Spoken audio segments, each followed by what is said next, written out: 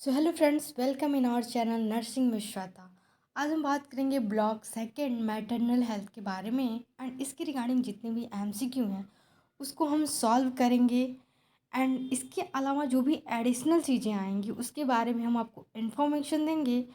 तो अगर आपके फ्रेंड्स या any colleague will be preparing for the C season examination तो जल्दी से आप इस वीडियो लेक्चर को उनको भी शेयर कर दें ताकि उनको भी इस वीडियो लेक्चर के थ्रू बेनिफिट मिल सके। तो चलिए हम अपने वीडियो लेक्चर को स्टार्ट करते हैं। So let's begin.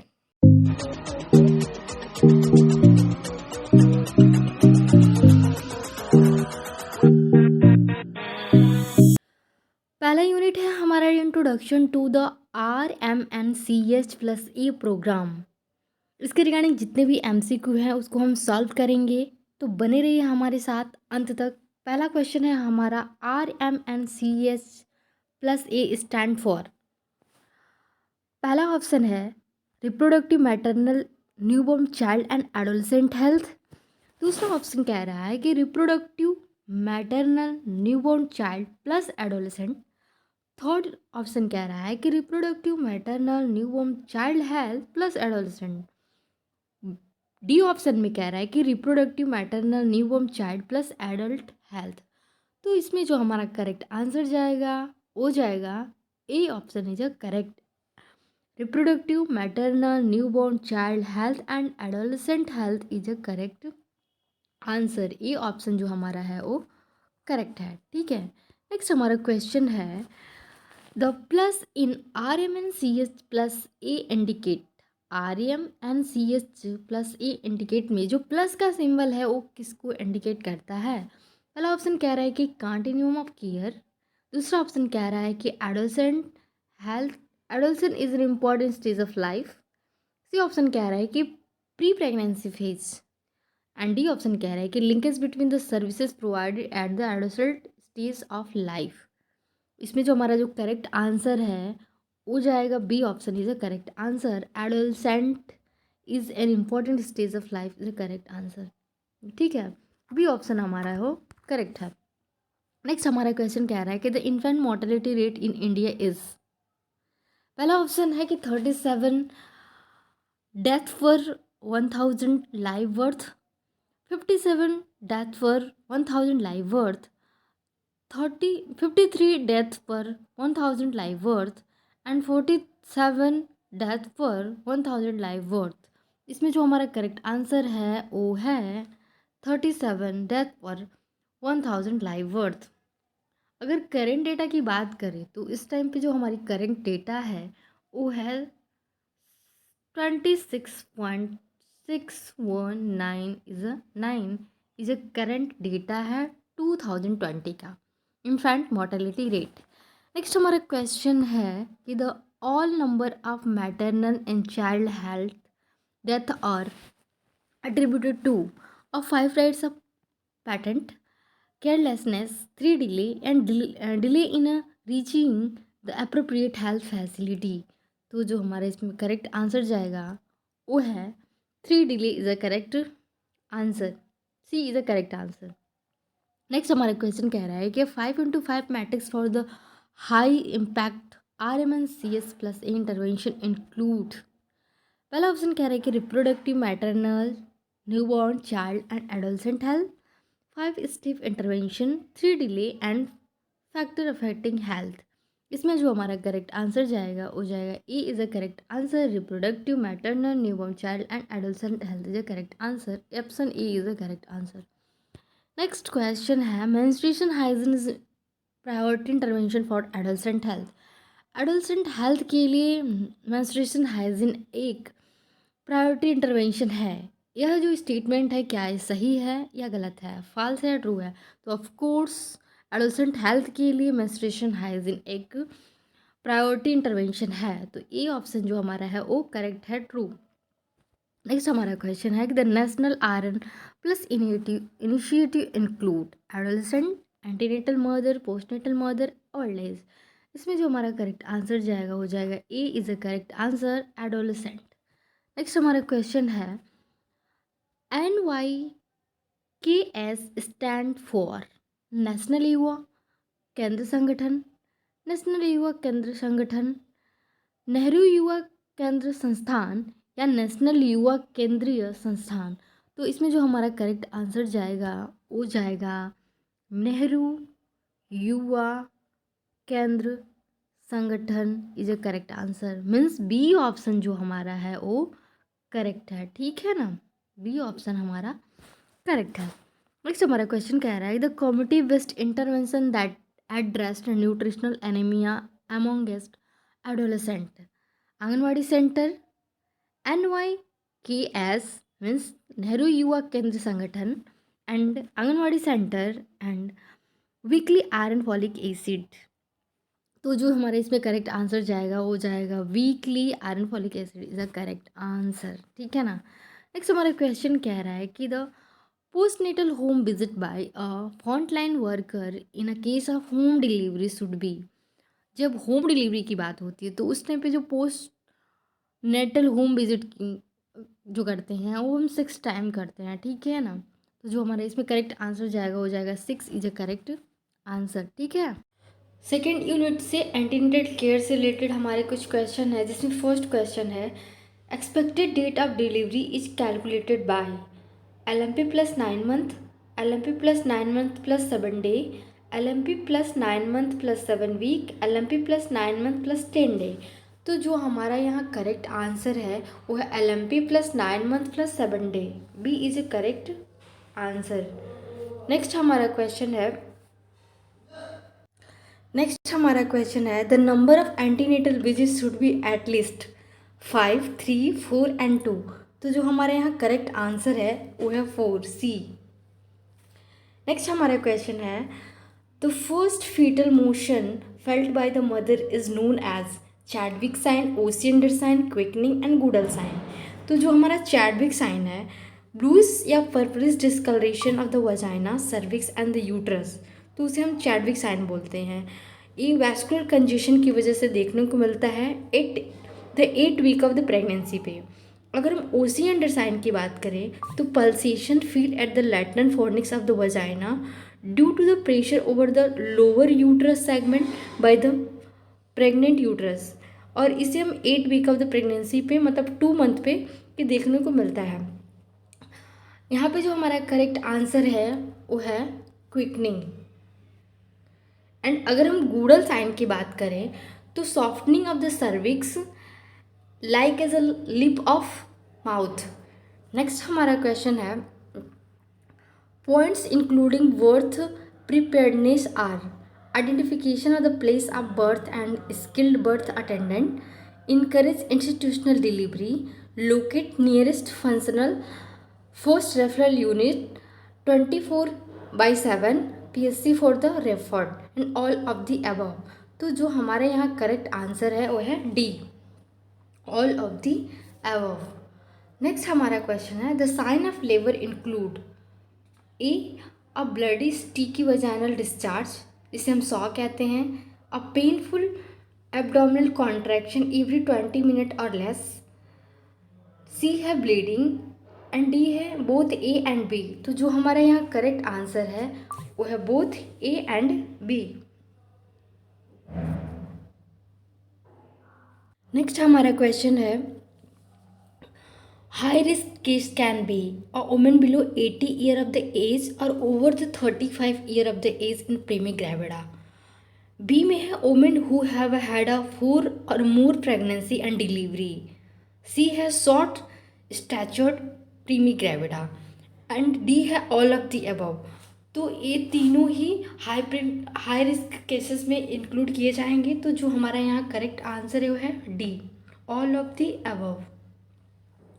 नेक्स्ट हमारा क्वेश्चन है a tablet of iron folic acid should be started in 14 से 16 week of the gestation, 10 to 12 week of the gestation and 1 to 2 week of the gestation and 13 to 15 week of gestation. तो जो हमारे यहाँ पे correct answer है वो है A, 14 to 16 week of gestation.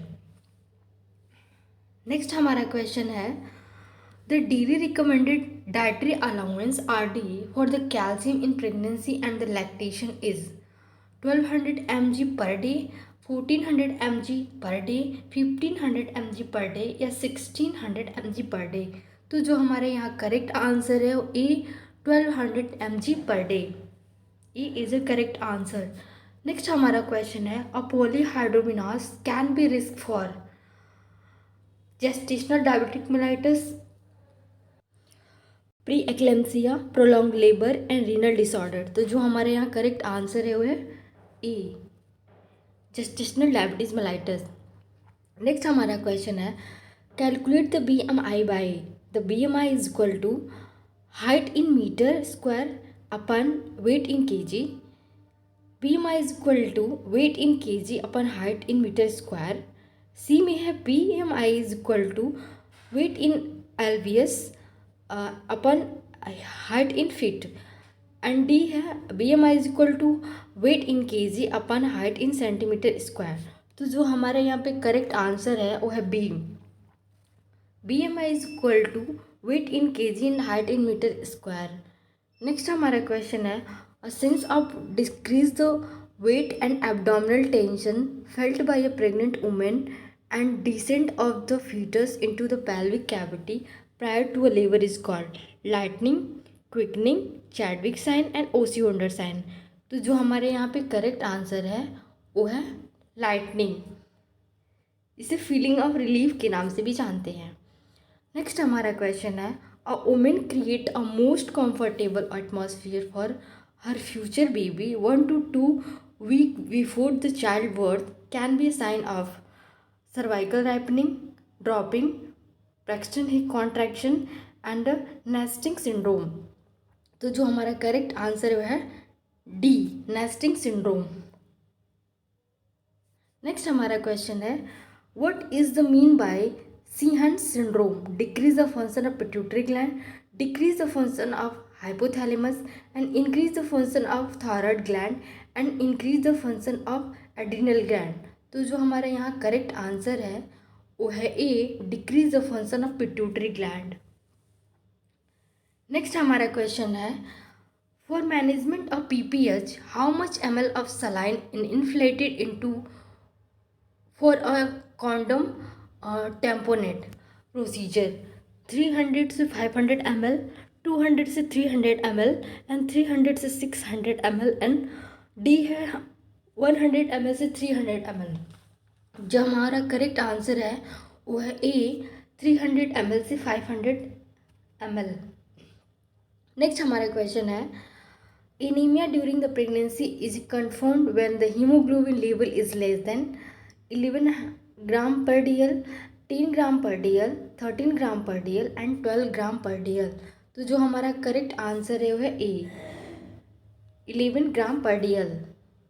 Next हमारा क्वेश्चन है IFA full form of intra follicular assay, interfuse acid, insulin fusiform amino and iron folic acid.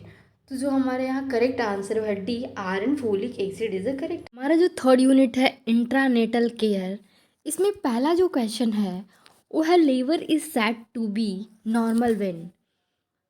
कब हम लेबर को नॉर्मल कहेंगे? अगर ऑनसेट इज स्पॉन्टेनियस, भी ऑप्शन कह रहा है कि foetus present by vertex and complete without under prolongation and all of the above. तो इसमें जो हमारा करेक्ट आंसर जाएगा वो जाएगा all of the above is a correct answer. ये सारी ही क्राइटेरिया हमारे नॉर्मल लेबर को इंडिकेट करती हैं एंड इसके अलावा natural termination with the minimum aid होना चाहिए एंड इसके अलावा without having any complication affecting the health of the mother and the foetus means baby. तो ये कुछ क्राइटेरिया हैं नॉर्मल लेबर के। नॉर्मल लेबर को हम यूटोसिया कहते हैं एंड जबकि एबनॉर्मल लेबर को हम डिस्टोसिया के नाम से जानते हैं। ठीक है, एंड एबनॉर्मल लेबर को हम डिस्टोसिया के नाम से जानते हैं। नेक्स्ट हमारा क्वेश्चन है the active stage of labour is a characterize bye.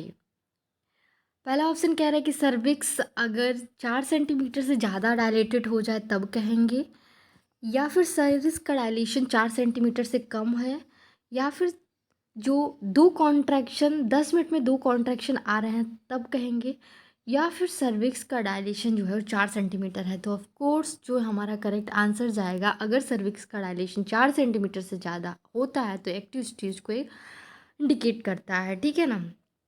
Next हमारा क्वेश्चन है, the malposition can be in indication to.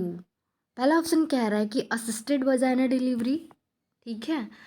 B option में कह रहा है कि spontaneous vaginal delivery, and C option में कह रहा है कि false labour, and D option में कह रहा है कि ट्रू लेबर। तो हमारा जो करेक्ट आंसर जाएगा वो जाएगा हमारा option A is a correct answer. V D is a correct answer, means assisted vaginal delivery is a correct answer. इसमें हम मिनिमल मैक्सिमम जो यूज करते हैं वैक्यूम का डिलीवरी करते हैं या फोर्सेप्स से डिलीवरी हम परफॉर्म करते हैं।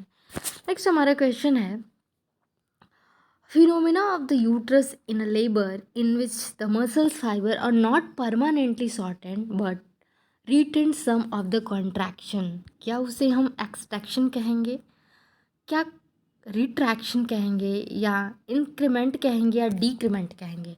तो जो हमारा करेक्ट आंसर जाएगा retraction is a correct answer, miss B option जो हमारा है वो करेक्ट आंसर है, ठीक है ना। नेक्स्ट हमारा क्वेश्चन कह रहा है, the contraction at it is the peak of intensity. जब कॉन्ट्रैक्शन अपने पीक ऑफ द इंटेंसिटी पर पहुंच जाता है तो उसको हम क्या कहेंगे, इंक्रीमेंट कहेंगे, एक्म कहेंगे, या डिक्रीमेंट कहेंगे, या ऑल ऑफ द एबव कहेंगे। तो इसमें जो हमारा करेक्ट आंसर है वो CACM is a correct answer, means B जो है हमारा वो करेक्ट आंसर है, acme is a correct answer. Next हमारा क्वेश्चन है, the duration when the uterine muscles contract and force increase in strength, उसे कहेंगे increment, acme, decrement, and all of the above. तो हमारा जो करेक्ट आंसर जाएगा increment is a correct answer. इसमें जो हमारा यूट्राइन मसल्स की कॉन्ट्रैक्शन होता है और इसका जो कॉन्ट्रैक्शन होता है वो बिल्कुल इंक्रीज फोर्स में होता है, ठीक है ना। नेक्स्ट हमारा क्वेश्चन है, the gradually decrease in strength of the contraction until the muscles are relaxed. इसमें जो यूट्राइन कॉन्ट्रैक्शन है वो डिक्रीज, उसकी स्ट्रेंथ जो है वो ग्रेजुअली डिक्रीज हो रही है, तो क्या इसे इंक्रीमेंट कहेंगे, एक्म कहेंगे, या डिक्रीमेंट कहेंगे, ऑल ऑफ द अबव कहेंगे। तो जो हमारा करेक्ट आंसर है, अगर हमारा uterine contraction and gradually decrease हो रही है तो उसे हम डिक्रीमेंट कहते हैं, अगर ग्रेजुअली बढ़ती तो उसे हम इंक्रीमेंट के नाम से जानते। तो ये हमारा जो यहाँ पे करेक्ट आंसर जो है वो सी है, decrement is a correct answer, ठीक है। नेक्स्ट हमारा क्वेश्चन है, are the lie attitude, presentation, position and engagement are.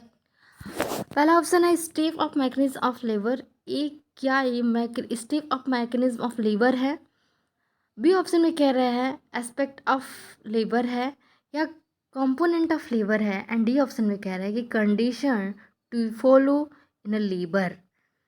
तो जो हमारा इसमें करेक्ट आंसर जाएगा वो जाएगा हमारा D is a correct answer, ठीक है ना। एंड इसके अलावा अगर हम मैकेनिज्म ऑफ लेबर की बात करें तो इंगेजमेंट होता है, इंक्रीजिंग द फ्लैक्शन, फिर internal rotation of the occiput anterior to the two eighth of the circle, simultaneously rotation of the shoulder at 1/8 of circle.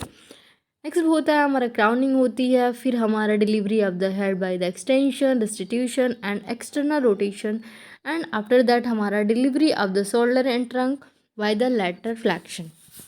तो इसे हम कहते हैं मैकेनिज्म ऑफ लेबर। नेक्स्ट हमारा क्वेश्चन कह रहा है कि the lowest part of the presenting position, मतलब कोई भी अगर प्रेजेंटेशन हो रहा है तो उसका जो लोवेस्ट पार्ट होता है वो क्या होगा, क्या उसे हम डिनोमिनेटर कहेंगे, इंगेजमेंट कहेंगे, एटीट्यूड कहेंगे, या ऑल ऑफ द अबव। तो जो हमारा करेक्ट आंसर होता है, जो बोनी प्रोमिनेंस जो होता है वो उसे हम डिनोमिनेटर के नाम से जानते हैं, ठीक है। नेक्स्ट हमारा क्वेश्चन कह रहा है कि cord clamp is kept in which tray of the labour room. Episiotomy tray में रखते हैं, बेबी ट्रे में रखते हैं, डिलीवरी ट्रे में, या फिर मेडिसिन ट्रे में। तो हमारा जो यहाँ करेक्ट आंसर जाएगा वो जाएगा हमारा delivery tray is a correct answer, हमारा जो सी ऑप्शन है वो करेक्ट है।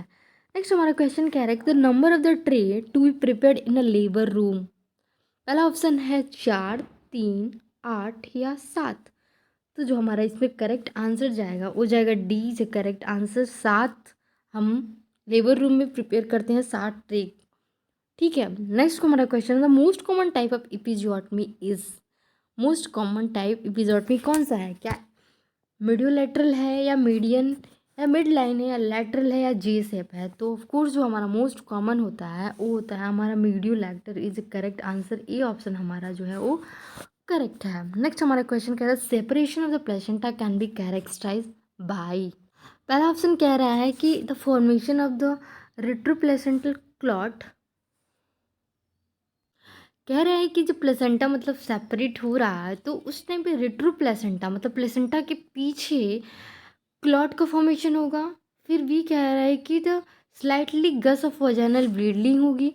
या सी ऑप्शन कह रहा है कि sudden trickling and gush of blood. तो हमारा इसमें जो करेक्ट आंसर है वो है D is a correct answer. ठीक है, ये सारी ही जो भी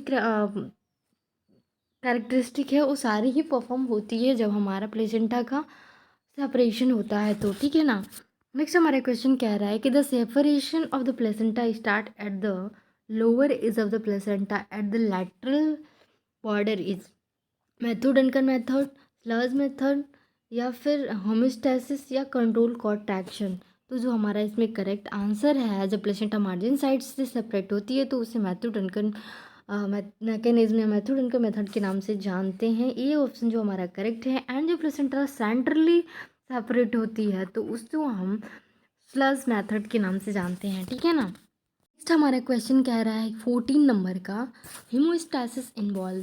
पहला ऑप्शन हमारा कह रहा है कि vigorous uterine contraction following the placental separation, no retroplacental clot, fetal surface appear at the vulva with the membranes trickling behind, and D option कह रहा है lengthening of the umbilical cord. तो जो हमारे इसमें करेक्ट आंसर जाएगा वो जाएगा हमारा E is a correct answer. Vigorous uterine contraction following the placental separation is a correct answer. Next हमारा क्वेश्चन कह रहा है the critical step of AMTSL। AMTS का जो फुल फॉर्म होता है वो होता है active management of third stage of the labour.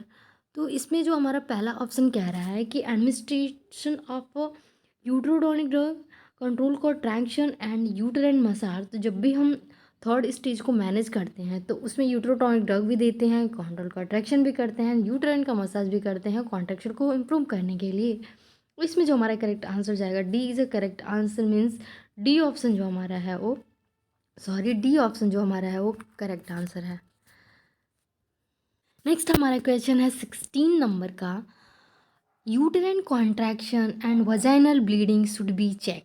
Uterine contraction को और वजाइनल ब्लीडिंग को कितने टाइम पे चेक करना चाहिए? Every 5 minute for 2 hour after delivery. Next कह रहा है कि every 15 minute for 2 hour after delivery. C option कह रहा है कि every 10 minute for 2 hour after delivery. And D option कह रहा है कि every 50 minute for 3 hour after delivery.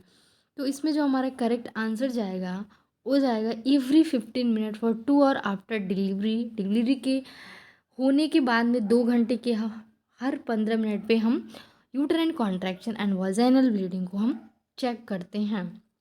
ठीक है ना। तो हमारा जो बी ऑप्शन जो है इसमें वो करेक्ट है। ठीक है, बी ऑप्शन हमारा करेक्ट है। नेक्स्ट हमारा क्वेश्चन है the encourage mother for breast feeding.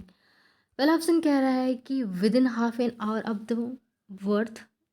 B option कह रहा है कि after 1 hour after birth. C option कह रहा है कि आफ्टर द प्लेसेंटा के सेपरेशन, प्लेसेंटा सेपरेट होने के बाद। या फिर कह रहा है डी ऑप्शन में कह रहा है कि 24 after birth of the baby, 24 घंटे के बाद, बेबी के 24 घंटे के बाद हम ब्रेस्ट फीडिंग को इनिशिएट करेंगे। तो ऐसा कुछ नहीं है, हम ब्रेस्ट फीडिंग को एज सुन एज पॉसिबल हम इनिशिएट कर देते हैं।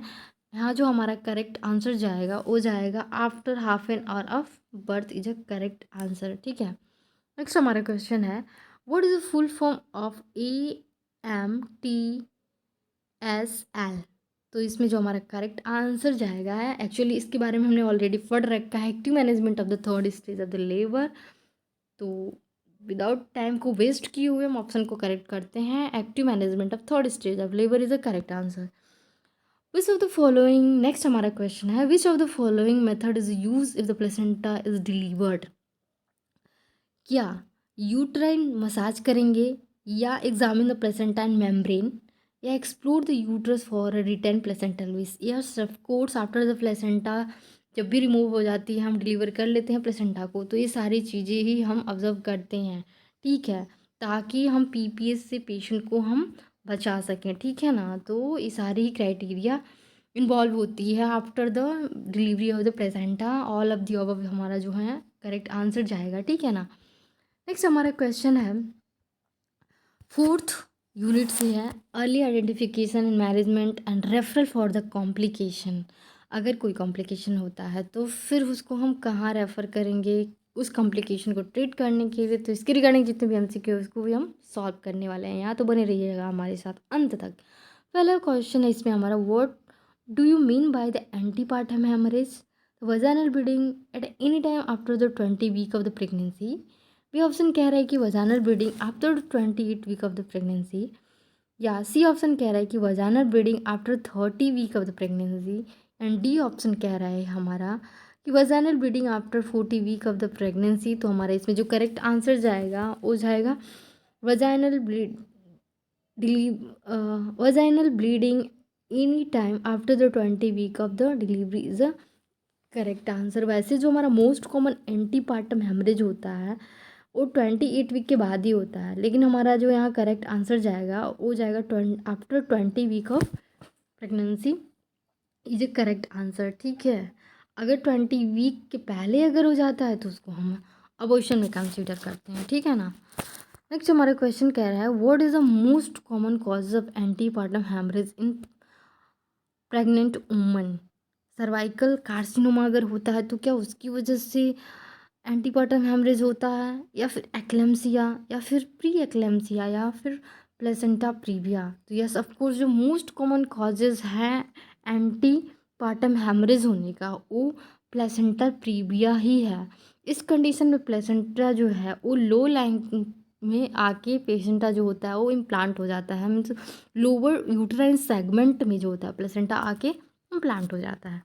नेक्स्ट हमारा क्वेश्चन कह रहा है कि which test is contraindicated in woman with antepartum haemorrhage. अगर मदर को एंटीपार्टम हेमरेज है, वजाइनल ब्लीडिंग हो रही है, तो हम क्या ऐसा इंडिकेशन, क्या ऐसा टेस्ट है जो हम परफॉर्म नहीं करेंगे, कॉन्ट्रा इंडिकेटेड होता है। क्या यूएसजी नहीं करेंगे, या पर वजाइनल ब्लीड एग्जामिनेशन नहीं करेंगे, मीन्स पीबी नहीं करेंगे, एमनियोसेंसिस नहीं करेंगे, या कॉर्नियोविलिस सैम्पलिंग नहीं करेंगे। तो ये सब कोर्स जो हमारा करेक्ट आंसर जाएगा वो जाएगा B is a correct answer. पर वजाइनल ब्लीडिंग कभी नहीं करते हैं, कॉन्ट्रा इंडिकेटेड होता है, एक कंडीशन को और भी वर्स्ट कर देता है। नेक्स्ट हमारा क्वेश्चन है, the blood loss with in 24 of the baby birth and up to the 6th week after delivery is called antepartum haemorrhage कहेंगे, या पोस्टपार्टम हेमरेज कहेंगे, या बोथ ए एंड बी, या नॉन ऑफ द अबव। तो इसमें जो हमारा correct answer जाएगा वो जाएगा पोस्टपार्टम हेमरेज, ठीक है ना।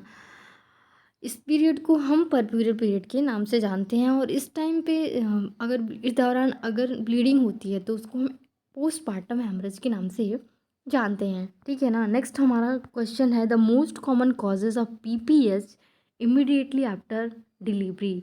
आफ्टर डिलीवरी के बाद में तुरंत जो पीपीएस होता है वो किसकी वजह से होता है। क्या रप्चर ऑफ द यूट्रस हो जाए तो, या फिर यूट्राइन डिटैचमेंट हो जाए, या फिर एटोनिसिटी ऑफ यूट्रस, या यूटेराइन स्कार। तो अगर यूट्रस प्रॉपर तरीके से कॉन्ट्रैक्ट नहीं कर रहा है, उसमें कोई कॉन्ट्रैक्शन नहीं है, उसकी कॉन्ट्रैक्शन कम हो चुका है, रिलैक्स हो चुका है, तो उसमें बहुत ज़्यादा ब्लड का लॉस होगा। तो इसमें जो हमारा करेक्ट आंसर जाएगा C is a correct answer, atonic uterus is a correct answer. Next हमारा क्वेश्चन है, the postpartum haemorrhage is a loss of blood is more than. पहला है 18 ml, 100 ml, 500 ml, या 900 ml। तो जो हमारा करेक्ट आंसर है वो है C is a correct answer. PPS की कंडीशन में जो ब्लड लॉस होता है वो मोर देन 500 होता है। जैसे नॉर्मल वजाइनल डिलीवरी में 500 तक ब्लड लॉस होता है, अगर उससे ज़्यादा हो रहा है तो वो पीपीएस को कंसीडर करते हैं, ठीक है। नेक्स्ट हमारा क्वेश्चन है, following a delivery the nurse suspect atonic PPS in the client which among the following is a priority nursing intervention? पहला ऑप्शन कह रहा है कि मसाज द यूट्रस, दूसरा कह रहा है कि administer 3 unit of oxytocin, C option कह रहा है कि administration ergometrine, and D option कह रहा है रिपोर्ट द डॉक्टर। तो इसमें जो हमारा करेक्ट आंसर जाएगा वो जाएगा massage the uterus is a correct answer. ठीक है, हमारी जो फर्स्ट प्रायोरिटी होती है वो यूट्रस को हम मसाज करते हैं। नेक्स्ट हमारा क्वेश्चन है the postpartum patient have a history of being was in a labor for a 32 hour and had a ruptured membrane for 24 hour. Which of the following condition is suspected in a client? Endometriosis, endometritis and pelvic thrombophlebitis and सल्फिंजाइटिस। इसमें जो हमारा correct answer है वो एंडोमेट्राइसिस is a correct answer. ठीक है, next हमारा question कह रहा है कि the premature separation normally implanted placenta from the uterine wall during the second half of pregnancy is. मतलब जो यूट्रस का जो इम्प्लांटेशन है वो तो नॉर्मल साइड पे ही हुआ है, लेकिन उस समय से पहले क्या वो प्री मैच्योर सेपरेट हो जा रहा है, तो इसको हम क्या कहेंगे? एब्रेसिव प्लेसेंटा कहेंगे, या फिर प्लेसेंटा प्रीविया कहेंगे, फीटल डिस्ट्रेस कहेंगे, कौन प्रोलैप्स कहेंगे? तो इसमें जो हमारा करेक्ट आंसर जाएगा एब्रेसिव प्लेसेंटा। इस कंडीशन में प्लेसेंटा जो होता है नॉर्मली इम्प्लांट होता है, लेकिन वो समय से पहले ही इसका सेपरेशन हो जाता है, जिसकी वजह से ब्लीडिंग होती है, और इस कंडीशन को हम एब्रेसिव प्लेसेंटा के नाम से जानते हैं, और ये भी कॉजेज होता है एंटीपार्टम हेमरेज का। ठीक है ना। नेक्स्ट हमारा क्वेश्चन कह रहा है कि which of the following clinical presentation and would except while assessing a patient with the abruptio placenta? Reservoir broad like abdomen and edema in leg, and अगर वजाइनल एक्सेस वजाइनल ब्लीडिंग हो रही है तो, या pre mature rupture of membrane. तो जो हमारा इसमें करेक्ट आंसर जाएगा वो जाएगा हमारा, अगर एक्सेस वजाइनल ब्लीडिंग हो रही है तो इसको हम ऐसा इंडिकेट कर सकते हैं कि पेशेंट को जो है अब्रेसिव प्लेसेंटा हो रखा है, मतलब प्री मैच्योर प्लेसेंटा का सेपरेशन हो चुका है। ठीक है ना।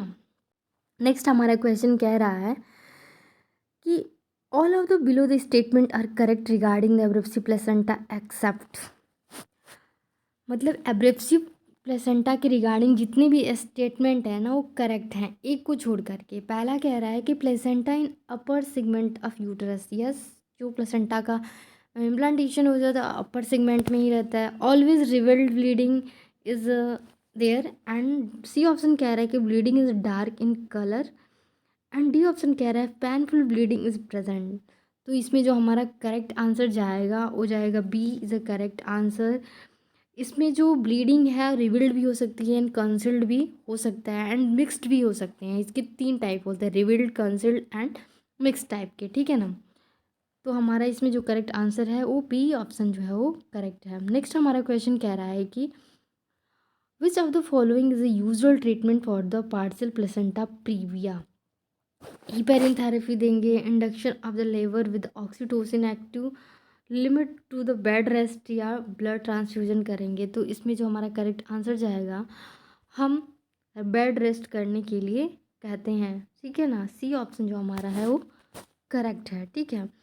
नेक्स्ट हमारा क्वेश्चन कह रहा है कि which is drug of choice for the management of eclampsia? Eclampsia को मैनेजमेंट करने के लिए किस ड्रग का यूज करते हैं? तो यस ऑफकोर्स MgSO4 का यूज करते हैं, मैग्नीशियम सल्फेट का। बी ऑप्शन जो हमारा है वो करेक्ट। नेक्स्ट हमारा क्वेश्चन कह रहा है कि a primigravida mother is admitted to the severe pregnancy induce hypertension, मतलब एक प्रीमीग्रेविडा मदर है जो हॉस्पिटल में एडमिट हो रही है, उसको प्रेगनेंसी इंड्यूस हाइपरटेंशन है, and and is a given loading dose for the magnesium sulphate, और उसे मैग्नीशियम सल्फेट का लोडिंग डोज दिया जा रहा है, and the nurse should monitor for the following warning sign every 4 hour. Nurse जो है इस सारे ही वार्निंग साइन को 4 घंटे में मॉनिटर करेगी, एक को छोड़ करके। मीन्स इसमें से कौन सा ऐसा साइन है जो वार्निंग साइन नहीं है? ठीक है, यूरिन आउटपुट अगर 25 से 30 ml है तो उसे ऑब्जर्व करेगी। ठीक है, ये भी एक वार्निंग साइन है। ठीक है ना। नेक्स्ट कह रहा है कि एब्सेंट डीप टेंडन रिफ्लेक्स यार, तो ये भी एक वार्निंग साइन है, इसको भी मॉनिटर करेगी। रिस्पायरेटरी रेट अगर 16 से कम होता है तो इसको भी मॉनिटर करना मोस्ट इम्पॉर्टेंट थिंग है। एंड अगर ब्लड प्रेशर 100 से 70 है तो इसको मॉनिटर नहीं करना है, क्योंकि ये तो नॉर्मल कंडीशन में ही आ रहा है, ठीक है ना। तो जो हमारे इसमें करेक्ट आंसर जाएगा वो जाएगा D is a correct answer. सारे ही वार्निंग साइन है एक को छोड़ करके, ठीक है। नेक्स्ट हमारे क्वेश्चन कह रहे हैं which of the following major would nurse including teaching the plan about the method to preventing the breast engorgement in a postpartum period. Breastfeeding is a unit at the frequent interval, मतलब breast feeding को एक frequent interval पे mother को feed कराना है baby को, ठीक है ना। सी ऑप्शन बी ऑप्शन में कह रहा है कि decreasing the fluid intake for the first 20 से 48 आवर में, फर्स्ट 20 से 48 आवर में फ्लूइड इंटेक को कम करना है। एंड सी ऑप्शन में कह रहा है कि feeding the neonatal at a maximum of 5 minute for side at the first day. D option कह रहा है कि wearing of suit supportive brassiere with a nipple shells. तो हमारा इसमें जो करेक्ट आंसर जाएगा वो जाएगा breast feeding the neonate at the frequent interval. ये option is a correct answer, ठीक है। ये ऑप्शन जो हमारा है वो करेक्ट आंसर है। नेक्स्ट क्वेश्चन रहा है कि which among the following is appropriate measure for reducing the breast tenderness in a first trimester of pregnancy. पहला ऑप्शन कह रहा है कि wash the breast with warm water and keep it dry. Warm water से उसे wash करना है और उसको ड्राई रखना है। बी ऑप्शन कह रहा है कि wear a light cloth to support the breast. And next C कह रहा है कि expose the breast to the air too early.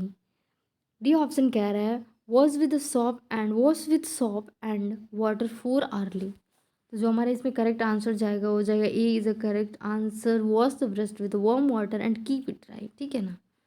Next हमारा क्वेश्चन कह रहा है कि as per the WHO a pregnant women is said to be anaemic when her haemoglobin level is, अगर हीमोग्लोबिन का लेवल 11 से कम हो जाता है ड्यूरिंग द प्रेगनेंसी तो उसे हम एनीमिया कंसीडर करते हैं।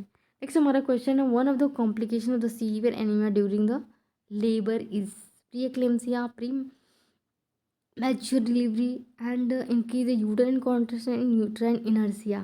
तो जो हमारा करेक्ट आंसर है वो है uterine inertia is the correct answer.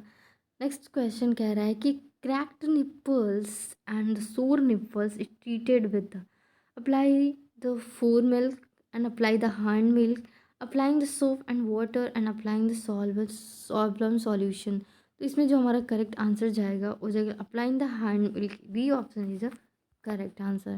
Next हमारा क्वेश्चन कह रहा है कि a fourth degree perineal tear involve which of the following mucosa, submucosa, anal and sphincter and rectum. Rectum भी अगर इन्वॉल्व हो जाए तो इसे हम fourth degree of the perineal tear में कंसिडर करते हैं। नेक्स्ट है हमारा 5th यूनिट पोस्टपार्टम केयर, ठीक है। इसमें जो पहला क्वेश्चन है वो कह रहे हैं what do you mean bye postpartum. Postpartum से आप क्या समझते हैं? During pregnancy, during intranatal, during delivery, after the child birth. तो पोस्टपार्टम का मतलब ये है after the birth of the child, इसे हम पोस्टपार्टम पीरियड के नाम से जानते हैं। तो हमारा डी ऑप्शन जो है वो करेक्ट है, ठीक है ना। नेक्स्ट हमारा क्वेश्चन कह रहा है कि what is the major complication for the postpartum haemorrhage. Postpartum haemorrhage के लिए मेजर कॉम्प्लिकेशन क्या है? Child mortality and morbidity, infant mortality and morbidity, maternal mortality and morbidity. तो ये सारी ही मेजर कॉम्प्लिकेशन है पोस्टपार्टम हैमरेज के। All of the above is the correct answer. Next question कह रहा है कि how much ml of blood is loss in a postpartum haemorrhage during the normal delivery. तो जो हमारा इसमें करेक्ट आंसर है वो कह रहा है 500 ml। मोर देन 500 ml से ज़्यादा अगर ब्लड लॉस होता है तो उसको हम पोस्टपार्टम हैमरेज कंसीडर करते हैं, ठीक है ना। नेक्स्ट हमारा क्वेश्चन है what do you mean by the Sheehan syndrome. क्या पिट्यूटरी ग्लैंड का फंक्शन अगर कम हो जाए उसे कहेंगे, या फिर हाइपोथैलेमस का फंक्शन कम हो जाए इसको कहेंगे सीहन सिंड्रोम, या फिर थायराइड ग्लैंड का फंक्शन बढ़ जाए तो उसको क्या हम सीहन सिंड्रोम के नाम से जानते हैं, या फिर एड्रीनल ग्लैंड जिसे हम सुप्रानीनल ग्लैंड के नाम से जानते हैं, क्या उसका फंक्शन अगर बढ़ जाए तो हम उसे सिहान सिंड्रोम के नाम से जानते हैं? तो इसमें जो हमारा करेक्ट आंसर जाएगा, पिट्यूटरी ग्लैंड अगर अपना फंक्शन जो है वो कम करती है, ठीक है, उसके फंक्शन कम हो जाते हैं, डिसफंक्शन होता है, तो उसे सिहान सिंड्रोम के नाम से जानते हैं। हमारा ए ऑप्शन जो है इसमें करेक्ट है, ठीक है ना। नेक्स्ट हमारा क्वेश्चन कह रहा है कि which of the following is the risk factor for of postpartum haemorrhage in vaginal delivery. Vaginal delivery में कौन सा ऐसा रिस्क फैक्टर है पोस्टपार्टम को कॉज कर सकता है? प्रोलॉन्ग लेबर अगर हो रहा है तो, प्री एक्लेम्सिया है, मल्टीपल प्रेगनेंसी है, तो यस ऑफ कोर्स ये सारे ही रिस्क फैक्टर हैं पोस्टपार्टम हैमरेज होने के। All of the above is the correct answer. Next हमारा क्वेश्चन कह रहा है कि how many type of the postpartum haemorrhage. Postpartum haemorrhage के कितने टाइप होते हैं? तो पोस्टपार्टम हेमरेज के 2 टाइप होते हैं, प्राइमरी एंड द सेकेंडरी, ठीक है ना। प्राइमरी जो होता है विदिन 24 आवर अगर हो जाए तो उसे प्राइमरी करेंगे, एंड आफ्टर द 24 और अप टू द 6 वीक तक होता है तो उसे हम सेकेंडरी पोस्टपार्टम हेमरेज के नाम से जानते हैं। नेक्स्ट हमारा क्वेश्चन कह रहा है कि how much amount of blood loss is estimated during the lower segment caesarean section. पहला ऑप्शन कह रहा है कि 250 से 500 ml, 400 से 500 ml, या 500 से 1000 ml, या 1000 से 2000 ml। तो जो हमारा इसमें करेक्ट आंसर जाएगा वो जाएगा C is a correct answer, 500 से 1000 ml is a correct. Next question कह रहा है कि what is the primary postmortem haemorrhage. Vaginal bleeding is occur with in 24 hour the birth of the baby is a correct answer, ठीक है। अगर after 24 hours से 6 week तक होता है तो उसे सेकेंडरी बीपीएच के नाम से जानते हैं, ठीक है। नेक्स्ट क्वेश्चन कह रहा है 9th नंबर का, what are the food T that might result in PPH.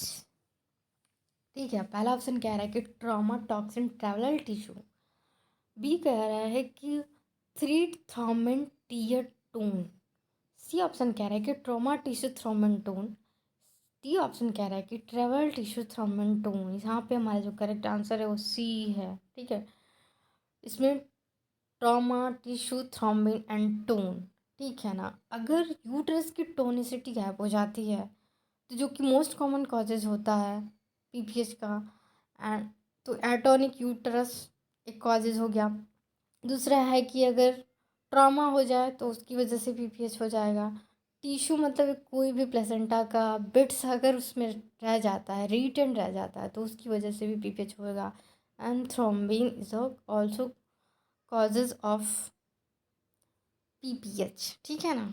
Next हमारा क्वेश्चन है विच of the following is a not manifest in PPH.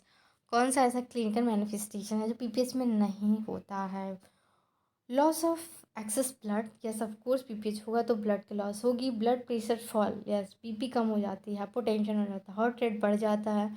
Convulsion, तो इसमें जो हमारा करेक्ट आंसर रहेगा वो रहेगा convulsion is a correct answer. D option जो हमारा है वो करेक्ट है, ठीक है ना। नेक्स्ट क्वेश्चन कह रहा है कि which of the following method will can be use for natural release of oxytocin in our body. Nipple stimulation, breast feeding trigger, massage, all over the breast and all of the above. जो हमारा correct answer जाएगा nipple stimulation is a correct answer. A option हमारा जो है वो correct है। Next हमारा question कह रहा है कि which is the most common causes of PPH. PPH का मोस्ट कॉमन कॉजेज क्या है? अगर यूट्रस में टोन नहीं है तो यूट्राइन कॉन्ट्रैक्ट नहीं करेगी, इससे ब्लीडिंग बहुत ज़्यादा होगी, तो इसमें हमारा करेक्ट आंसर जो है वो ए है। कॉन्ट्रैक्टेड पैल्विक हाइपरटेंशन, ये सारे नहीं है कॉजेज। जो हमारा मोस्ट कॉमन कॉजेज होता है uterine atony is a correct answer. Next question है हमारा कि which drug is administered IM injection as a prophylaxis to prevent the PPH। की प्रोफाइलेक्सिस के लिए कौन सा इंजेक्शन एडमिनिस्टर करते हैं? वेवरमॉन करते हैं, वेवरॉन करते हैं, ऑक्सीटोसिन करते हैं, मैग्नीशियम सल्फेट या डायज़ेपाम। तो यस ऑफ कोर्स हम जो देते हैं ऑक्सीटोसिन ही देते हैं, ठीक है ना। नेक्स्ट हमारा क्वेश्चन है कि in which condition IM injection methergine is contraindicated in PPS.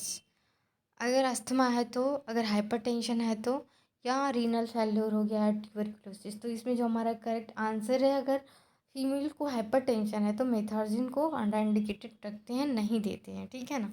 Next हमारा क्वेश्चन है कि which of the following device is use to stop the bleeding inside the uterus. Uterus के अंदर की ब्लीडिंग को स्टॉप करने के लिए किस डिवाइस का यूज करते हैं? Bakri balloon of the Foley catheter, manual removal of the placenta and control cord, या ऑल ऑफ द अबव। तो इन सारी ही चीज़ों का हम यूज करते हैं यूट्रस के अंदर ब्लीडिंग को रोकने के लिए। तो जो हमारा करेक्ट आंसर जाएगा वो जाएगा D, the correct answer, all of the above. Next हमारा क्वेश्चन है what is the full form of UBT in management of postpartum hemorrhage? Uterine balloon tamponade, uterine balloon temporary, uterine belt tamponade, uterine balloon tamponade, uterus balloon tamponade. तो जो हमारा correct answer है वो जाएगा uterine balloon tamponade. A is a correct answer, ठीक है ना।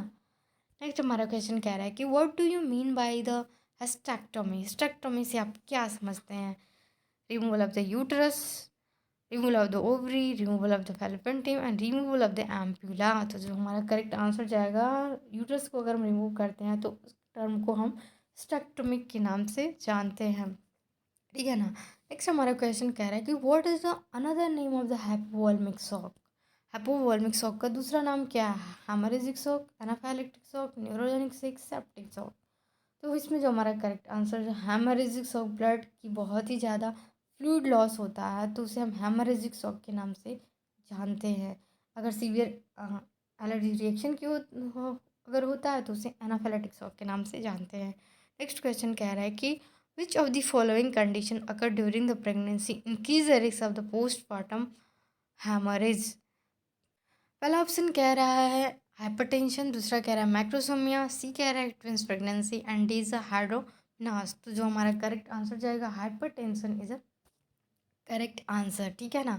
Next हमारा क्वेश्चन है what is the role of the nurse in management of PPS. PPS को मैनेजमेंट करने में नर्स का क्या रोल है? क्या वो assess the amount of bleeding के अमाउंट को असेस करेगी, या assess the maternal vital to establish the base line data and assess the sign of shock. तो इस सारी ही चीज़ों को नर्स जो है वो मेज़र करेगी, असेस करेगी। तो नर्स की सारी ही रिस्पॉन्सिबिलिटी होती है, ठीक है। तो जो हमारा करेक्ट आंसर हो जाएगा D, the correct answer. Next हमारा क्वेश्चन कह रहा है कि which of the following stage of the postmortem haemorrhage in manage by the uterine massage and oxytocin.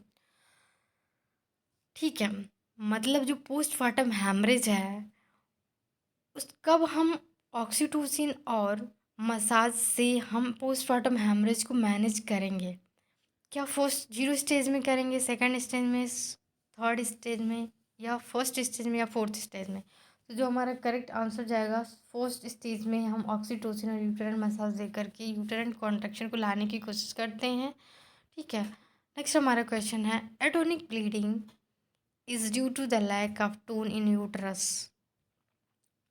True और फॉल्स? तो जो हमारा करेक्ट आंसर जाएगा वो जाएगा ट्रू। नेक्स्ट क्वेश्चन कह रहा है the full form of PROM, premature of membrane, pre-range of motion, pre-rupture of membrane, pre-reproductive membrane। तो जो हमारा करेक्ट आंसर जाएगा वो जाएगा premature rupture of membrane is the correct answer. PROM का फुल फॉर्म जो होता है premature rupture of the membrane होता है। नेक्स्ट क्वेश्चन कह रहा है कि measles vaccine is given at the age of. Measles vaccine को किस एज पे देते हैं? 9 मंथ पे देते हैं, 10 मंथ पे, 8 महीने पे, या 2 महीने पे देते हैं? तो जो हमारा करेक्ट आंसर जो है वो है ए is a correct answer. 9 month पे हम देते हैं और उस टाइम पे इसके साथ ही हम विटामिन ए का भी वैक्सीन हम देते हैं। नेक्स्ट क्वेश्चन है हमारा placenta implant in lower uterine segment is known as. अगर प्लेसेंटा लोअर यूट्राइन सेगमेंट में इम्प्लांट हो जाता है तो उसको किस टर्म से ना जानते हैं? क्या उसे प्लेसेंटा प्रीविया कहते हैं, प्लेसेंटा एक्रीटा कहते हैं, वासा प्रीविया कहते हैं, ब्रेस्टी प्लेसेंटा कहते हैं? तो अगर प्लेसेंटा जो है वो लोअर लाइन में सेगमेंट होती है तो उसे हम प्लेसेंटा प्रीविया के नाम से जानते हैं, ठीक है ना। नेक्स्ट हमारा क्वेश्चन है the LAM stand for liquid acid method, lactational amenorrhea method, या फिर लैक्टुलोज अमाइनो मेथड, या फिर लाइसोजिन एंजाइम मेथड? तो जो हमारा करेक्ट आंसर जाएगा वो जाएगा lactation amenorrhoea method is a correct answer. इसमें हमारा जो है वो बी ऑप्शन जो है वो करेक्ट है।